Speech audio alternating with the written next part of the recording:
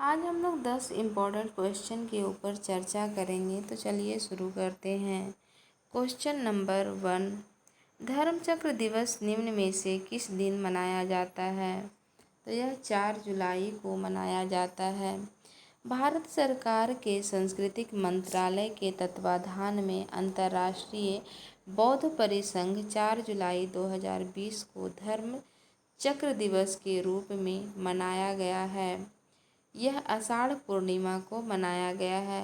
यह दिन दुनिया भर के बौद्धों द्वारा धर्म चक्र प्रवर्तन या धर्म चक्र के घूमने के दिवस के रूप में मनाया जाता है। यह दिन बौद्ध और हिंदुओं दोनों के द्वारा अपने अपने गुरु के प्रति सम्मान व्यक्त करने के लिए गुरु पूर्णिमा के रूप में मनाया जाता है। क्वेश्चन नंबर 2, भारत में कोरोना वायरस कोविड-19 के सबसे बड़े अस्पताल के वार्ड के नाम हाल ही में किसके नाम पर रखने की घोषणा की गई है? गलवान घाटी में शहीद सैनिकों के नाम पर रखने की घोषणा की गई है। गलवान घाटी में शहीद सैनिकों के नाम पर DRDO ने दिल्ली में बन रहे देश के सबसे बड़े कोविड अस्पताल में गलवान शहीद के नाम पर विभिन्न वार्डों का नामकरण करने का फैसला लिया है। छतरपुर में स्थित इस अस्पताल में एक साथ 10,000 मरीजों को रखने की क्षमता है।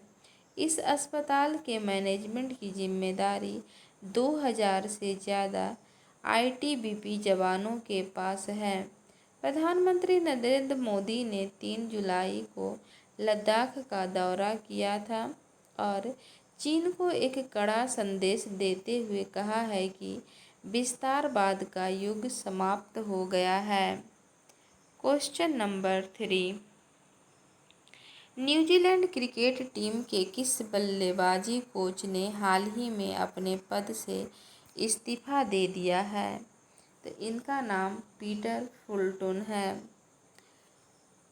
पीटर फुलटन ने कैंटरबरी पुरुष टीम का मुख्य कोच बनने के लिए न्यूजीलैंड का बल्लेबाजी कोच पद छोड़ दिया है। न्यूजीलैंड के तरफ से 23 टेस्ट और 49 वनडे खेलने वाले पूर्व अंतर्राष्ट्रीय क्रिकेटर फुलटन अगस्त 2019 में राष्ट्रीय टीम के बल्लेबाजी कोच नियुक्त किए गए थे। पीटर फुलटन के अंतर्राष्ट्रीय करियर का आगाज 2004 में बांग्लादेश के खिलाफ हुआ था। उन्होंने 2006 में अपना पहला टेस्ट मैच खेला था। वहीं उन्होंने 2012 ईस्वी में अपना आखिरी अंतर्राष्ट्रीय मैच खेला था। क्वेश्चन नंबर 4, केंद्र सरकार ने भारत बॉन्ड स्कीम को किस तारीख से फिर से शुरू करने की घोषणा की है? तो यह घोषणा 14 जुलाई को की गई है।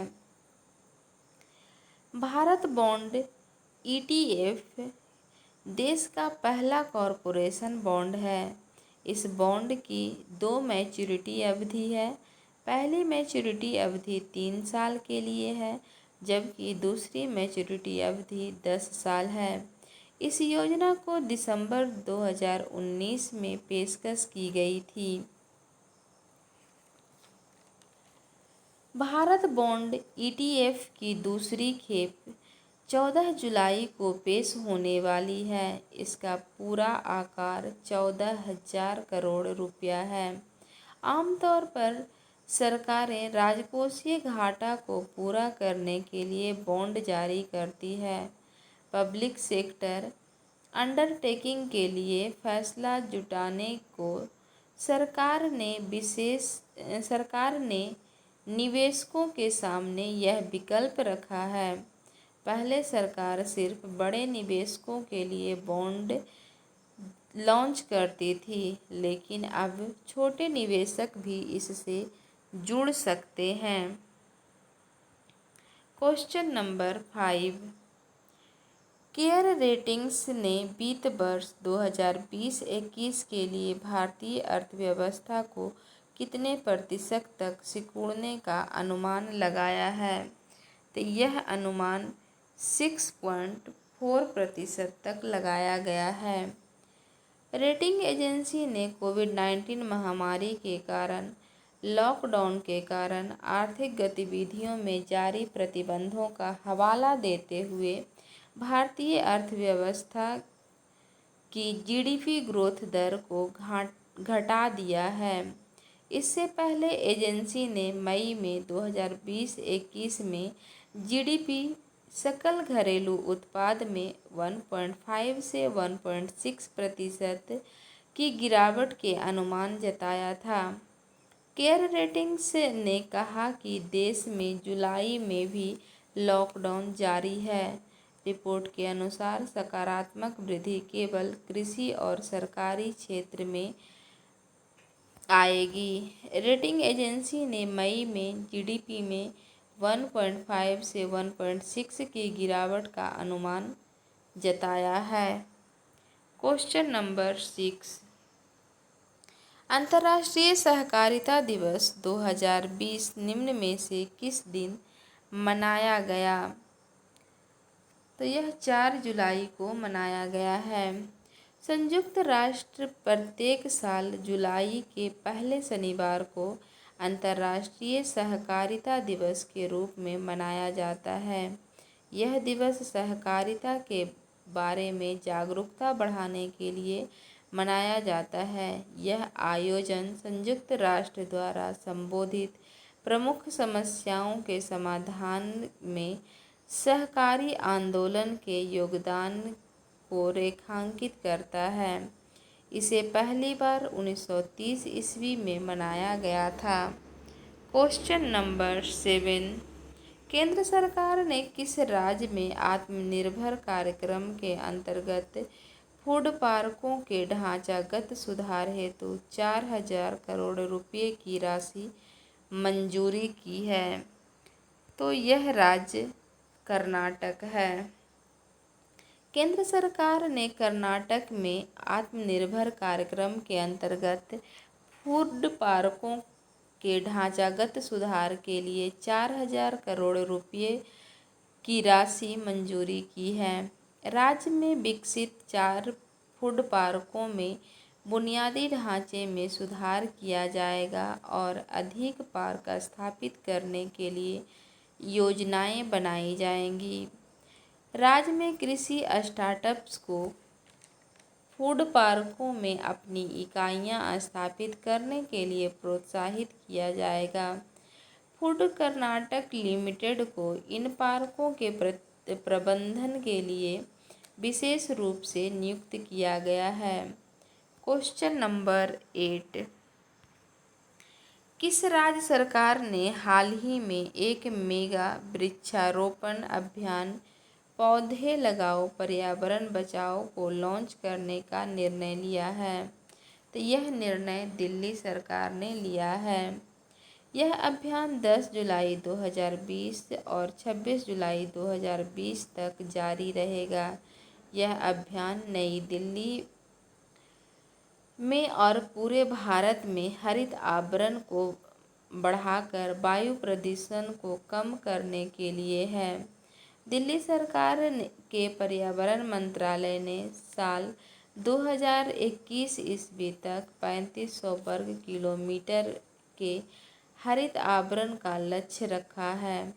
नई दिल्ली में साल 2017 ईस्वी में हरियाली का आवरण 299 वर्ग किलोमीटर था। साल 2019 में इसे बढ़ाकर 325 वर्ग किलोमीटर कर दिया गया है। क्वेश्चन नंबर 9, केंद्र सरकार ने गैर कानूनी संगठन सिख फॉर जस्टिस की कितने वेबसाइटों को ब्लॉक कर दिया है?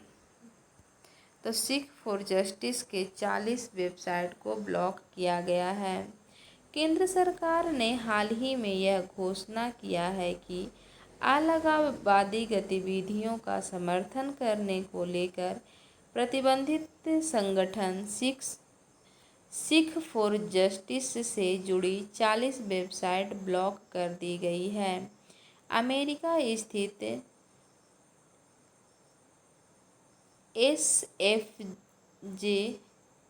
एसएफजे एक खालिस्तान समर्थक समूह है। गैरकानूनी गतिविधियां अधिनियम 1967 के तहत सिख फॉर जस्टिस एक गैरकानूनी संगठन है। गृह मंत्रालय ने अलगाववादी खालिस्तानी संगठन से जुड़े 9 लोगों को 1 जुलाई को यूएपी के तहत आतंकवादी घोषित किया है। क्वेश्चन नंबर 10, निम्न में से किस अफ्रीकी देश में पिछले 2 महीने में 350 से अधिक हाथियों के रहस्यमय तरीके से मौत हो गई है? बोत्सवाना जगह पे हाथियों का रहस्यमय तरीके से मौत हो रही है। हाल ही में अफ्रीका महाद्वीप में बोत्सवाना के प्रसिद्ध ओकाबांगो डेल्टाई क्षेत्र में सैकड़ों हाथियों के रहस्यमय तरीके से मौत हो गई है। अफ्रीकी महाद्वीप के दक्षिण में स्थित बोत्सवाना एक